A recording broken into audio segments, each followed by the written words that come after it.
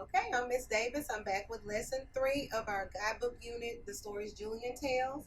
And we're going to begin with this lesson today. So, in our previous lesson, we learned the difference between literal and non-literal language. Remember, we gave the example of butterflies in our stomach, which actually means that we're nervous, and how to sequence a story's main events. Now, remember, when we're doing all of this leads us to our culminating writing task and our end of the unit assessment. So, everything we do in each lesson leading up to the end of the unit, it prepares us for those two tasks. Now today we're going to combine sentences using conjunctions and we'll add character contributions to our sequence of events graphic organizer. So we're going to make sure we have the materials that we need. So you will still need your sequence of events graphic organizer that's included in your student materials or your resource booklet, as well as your subordinating conjunctions writing practice. So it'll be a sheet with your sentences on there that you'll need for later on in the lesson. So make sure you have those two available as we continue with our lesson 3 for today. Now, let's talk about subordinating conjunctions. And we've seen these before. We've seen them in different stories or in different writings or different activities.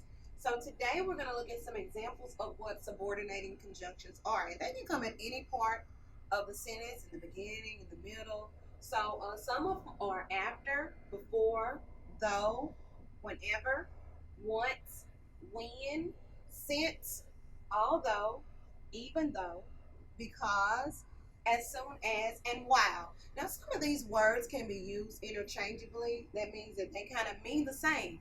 But, you can use them in the same manner. So if we were talking about maybe after, what's another one that could maybe mean after something happened? Possibly when. When could also be used for after.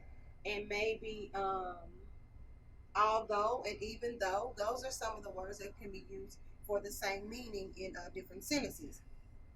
So remember that subordinating conjunctions are words that connect two clauses together into one sentence or one complete thought.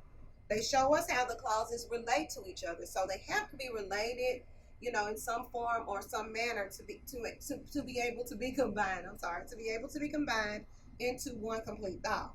Subordinating conjunctions help us combine ideas into complex sentences. So sometimes we can take two little short, simple sentences and combine them with a subordinating conjunction to make a complex sentence. So we talked about the ones that have similar meanings. So remember, the clauses connect together with connecting thoughts. And we just use the subordinating conjunction to connect those two thoughts. So the main thing that we need to remember about our subordinating conjunction and our clauses is they have to be related or have some form of relation to each other. Now, let's think about using one of these subordinating conjunctions. So how can we combine these two clauses about the bee tree?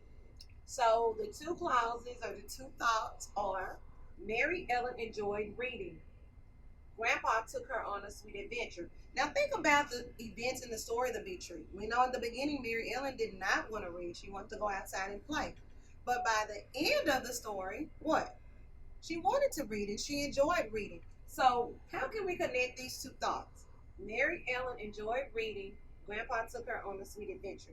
Which one of these subordinating conjunctions can we use to connect those two sentences? I'll give you a moment to think about it and then we'll go ahead with our answer. Well, not a moment, maybe a couple of seconds. So, if you chose the word, so let's read the sentence we'll read the two sentences without a subordinating conjunction, then we'll add one. Mary Ellen enjoyed reading. Grandpa took her on a sweet adventure. So we could say, Mary Ellen enjoyed reading after Grandpa took her on a sweet adventure. So that's how we would include subordinating conjunctions into two clauses to make them a complete sentence or complete thought. So now you're going to pull out your paper and you're going to work your paper that has a subordinating conjunctions and the sentences on there. You're going to work with a partner to combine the clauses into complete sentences and conjunctions. So remember, you'll have a box at the top with suggested subordinating conjunctions that you can use to combine your sentences. So I'll give you about 10 minutes to work on that. So you can pause right here and you guys can work with your partner on combining those sentences. Okay, so now that we finished our work on subordinating conjunctions, let's talk about characters' actions.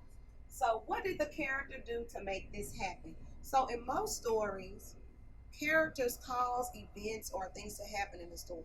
So we have to think about what happened or what did the character do to make this happen.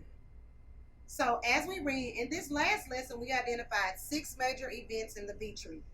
Now we want to think about how Grandpa and Mary Ellen's actions led to these events or the things that happened in the story.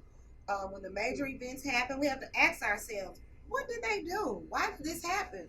So that's what we plan on doing as we look at the events that we have already on our sequence of events charts. And we're going to see what character actions prompted or causes these events to happen.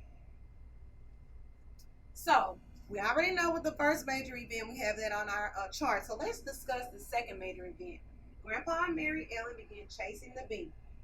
What did Grandpa do to make the chase begin?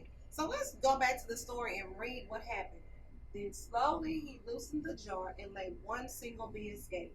It stayed on the mouth of the jar for a moment, flew straight up, then buzzed toward the cornfield. Quick now, run, Grandpa called out as he began to chase the bee. So right here we see that Grandpa did something to start this bee chase.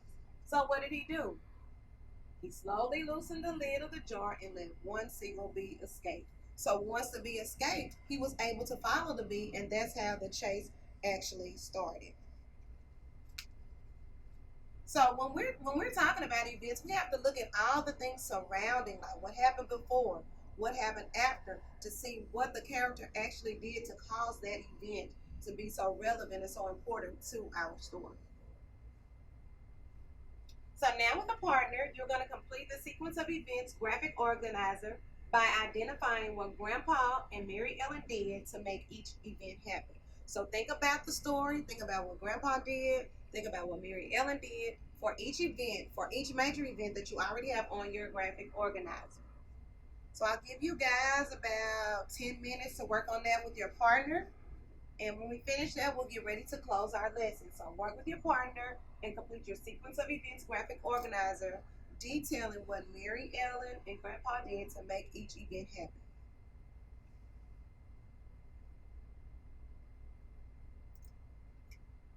Okay, so we're at the close of our lesson. And in this lesson, you learned how Grandpa and Mary Ellen's actions contributed to the sequence of events in the B tree.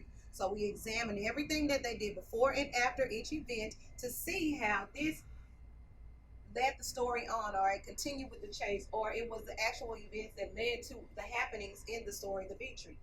So you also practice combining clauses using subordinating conjunctions. So you work with your partner and use those different subordinating conjunctions to combine those thoughts into a more complex sentence.